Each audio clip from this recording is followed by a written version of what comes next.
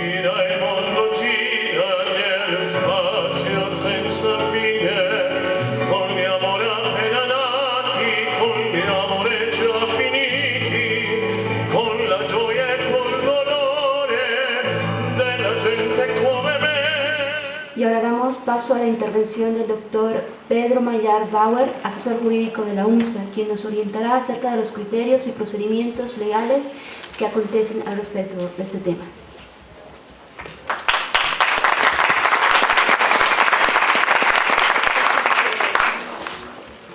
Muchas gracias, buenas noches. Bueno, aclarar que no voy a hablar sobre criterios ni procedimientos legales, sino sobre una perspectiva jurídica relacionada a derecho y bioética para una salud más humana. En ese entendido, vamos a encontrar infinidad de tratados, pero lamentablemente no muy profundizados en esta relación entre la bioética y el derecho. ¿Qué tienen en común ambas ramas? Para empezar, ambas son imperativas, ambas son prescriptivas, ambas ordenan. Por un lado, la bioética nace de la ética y busca abordar estos temas relacionados a la salud, a la humanidad, a la investigación científica. Por otro lado, tenemos el derecho, que regula la vida del hombre en sociedad de una manera muy general, muy práctica, sin entrar en las contradicciones que tiene la definición misma. Pero tanto derecho como bioética giran en torno a un bien jurídico tutelado común, la vida. Y no es solamente la vida por sí misma, sino una vida digna. Respecto a la legislación boliviana, vamos a encontrar una triste realidad. A pesar de todo el avance científico, a pesar de todas las situaciones con las que nos hemos encontrado, llámese injusticia, llámese un sistema de salud deficiente, llámese una falta de un sistema que distribuye adecuadamente los recursos, no hemos alcanzado un marco normativo idóneo y adecuado que responda a las necesidades de nuestra sociedad respecto a este tema, salud y vida digna. Aún ello, la jurisprudencia, y entendamos como jurisprudencia a los fallos emitidos por el Tribunal Constitucional, se ha visto obligada a responder a necesidades. En algunos casos ha dado respuestas muy certeras, poco criticadas, muy aceptadas y prácticas, y en otros unas respuestas muy cuestionadas. Voy a citar 3 ejemplos. Un primer ejemplo: durante el año 2014 es emitida una sentencia constitucional plurinacional que modula el aborto impune en Bolivia. A partir de ese instante, el Tribunal Constitucional, asumiendo un rol legislador muy cuestionado, indica que todo centro de salud tiene 24 horas para ejecutar una interrupción de embarazo bajo ciertas situaciones consideradas como impunes. Tema relacionado a la bioética, indudablemente. Tema ético, también. Pero, ¿qué situaciones menciona? En caso de violación, si el embarazo ha sido producto en caso de una violación, o si existiera alguna incompatibilidad con la vida o riesgo en la vida de la madre respecto a esa gestación. No menciona hasta cuándo se considera aborto y cuándo un parto pretérmino o prematuro, teniendo el criterio del médico teniendo en realidad los médicos, si es que están formando o si están ejerciendo más como personal dedicado a realizar abortos o a preservar la vida, con la única excepción que es la objeción de conciencia. Más adelante, el mismo Tribunal Constitucional emite otra sentencia modulando el derecho a la vida. Y lo más interesante es esta definición que dan. El derecho a la vida constituye el derecho que tiene toda persona al ser y a la existencia, cuyo valor o bien jurídico protegido por este derecho es el carácter valioso de toda vida humana o la convicción de que toda vida humana es digna de ser vivida. La crítica a esta sentencia fue justamente de: ¿toda vida realmente merece ser vivida?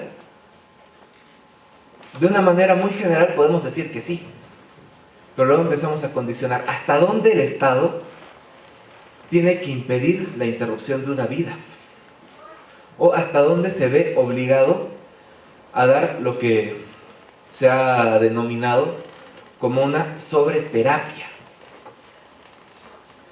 ¿Cuándo se debe interrumpir la prestación de un tratamiento, de un servicio médico?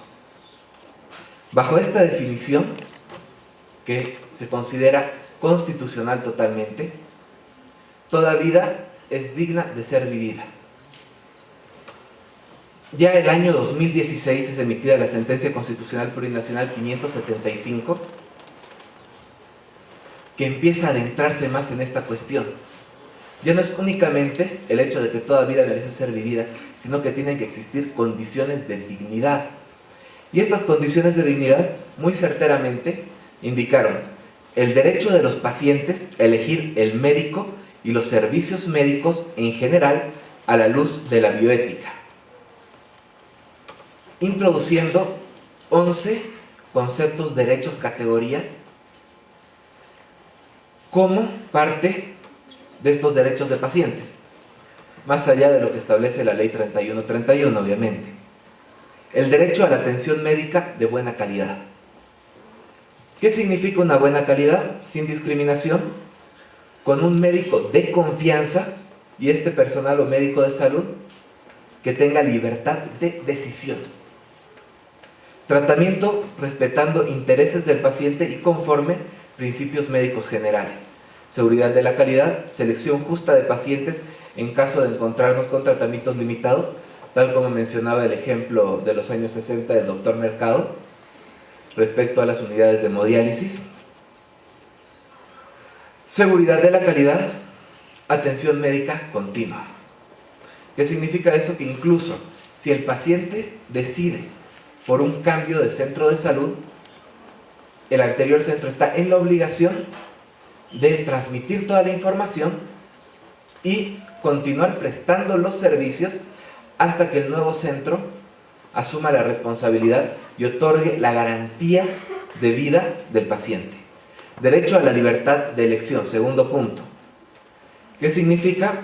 El paciente tiene derecho a solicitar el cambio de médico o de centro de salud, sea público, privado, de convenio, cualquier modalidad, y la solicitud de segundas opiniones o de otros criterios profesionales en cualquier momento de su tratamiento, diagnóstico o cuando se estén practicando exámenes o análisis. Derecho a la autodeterminación, tomar decisiones libremente y ser informado sobre las consecuencias de estas decisiones. Dar o negar su consentimiento a exámenes, diagnósticos o terapias, esto en el caso de pacientes adultos mentalmente competentes, y negarse a participar de la investigación o la enseñanza médica. Han modulado también cuarto punto, el paciente inconsciente, estableciendo 3 aspectos. El primero, si nos encontramos ante un paciente inconsciente, tiene que existir el consentimiento de un representante legal. Ante la ausencia de un representante legal, el médico tiene que realizar toda intervención que sea considerada urgente, asumiendo que existe un consentimiento afirmativo, salvo prueba convincente que el paciente se hubiera negado a recibir este tratamiento. Y el médico siempre debe tratar de salvar la vida de un paciente inconsciente, aunque haya intentado suicidarse. El siguiente punto que moduló fue el paciente legalmente incapacitado. Incluso si el paciente es menor de edad o está legalmente incapacitado, se necesita el consentimiento de un representante legal. Sin embargo, el paciente debe participar en las decisiones al máximo que lo permita su capacidad. Si el paciente incapacitado legalmente puede tomar decisiones racionales, estas deben ser respetadas y tiene el derecho a prohibir la entrega de información a su representante legal. Finalmente, el médico puede apelar las decisiones de los representantes legales siempre que exista un caso de emergencia y deba decidir lo mejor por preservar la vida. Modularon también los procedimientos contra la voluntad del paciente en casos excepcionales, solo y específicamente si la ley lo autoriza y conforme a principios de ética médica. Modularon el derecho a la información, principalmente las restricciones de acceso o de divulgación de información, las cuales continúan incluso después de la muerte del paciente. El derecho al secreto, las excepciones cuando existe mandato expreso de la ley, consentimiento explícito del paciente, o cuando la seguridad, salud o vida de otra persona dependa de la información contenida en el historial o el tratamiento que se aplica al paciente. Derecho a la educación sobre salud, principalmente preventiva. Derecho a la dignidad, y este aspecto ha sido una gran innovación para lo que es Bolivia, porque utiliza el término de muerte digna. La dignidad, como respeto a la dignidad del paciente y su vida privada, derecho a aliviar su sufrimiento y derecho a una atención terminal humana y una muerte lo más digna y aliviadamente posible. Finalmente, mencionan el derecho a la asistencia religiosa, recibir o rechazar asistencia espiritual y moral, inclusive la de un representante de su religión. ¿Todo esto a qué nos conduce? La evolución de la interpretación jurídica de los aspectos bioéticos y biomédicos, dos categorías que debemos diferenciar, van de la mano de la evolución de la ciencia, es cierto, pero lamentablemente en Bolivia tenemos un gran retraso, reconociendo estos derechos en lo que es una vía jurisdiccional excepcional, como es la vía constitucional. ¿A qué nos lleva esta reflexión? Inicialmente, tenemos que realizar, tal como se ha mencionado, un trabajo conjunto entre todas las disciplinas para poder construir un sistema efectivo.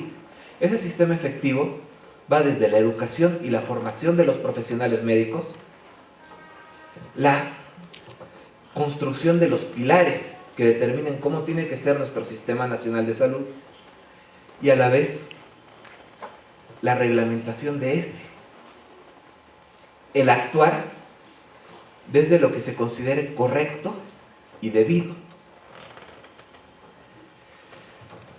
Yendo un poco más allá también, hay que hacer una consideración importante.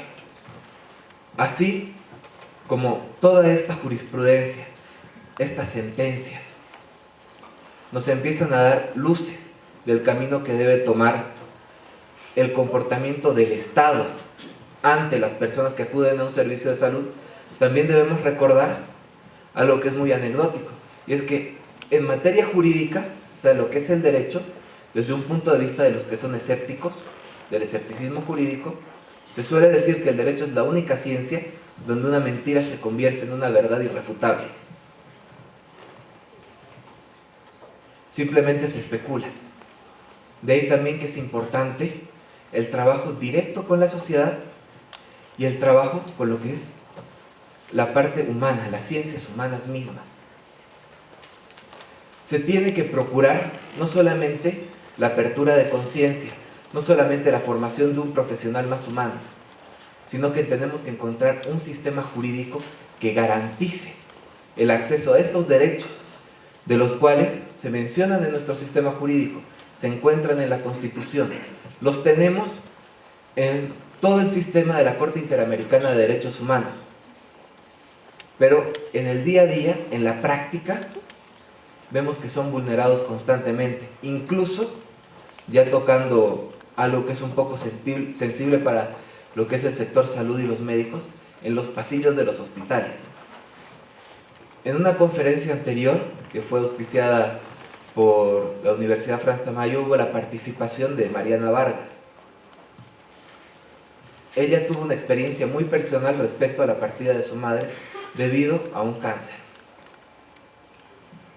La experiencia que narró con mucha sensibilidad fue el escuchar a los médicos hablar en los pasillos sobre la situación de su madre. Incluso ese detalle de hablar en los pasillos, si lo analizamos e interpretamos jurídicamente, se convierte en una violación de derechos del paciente.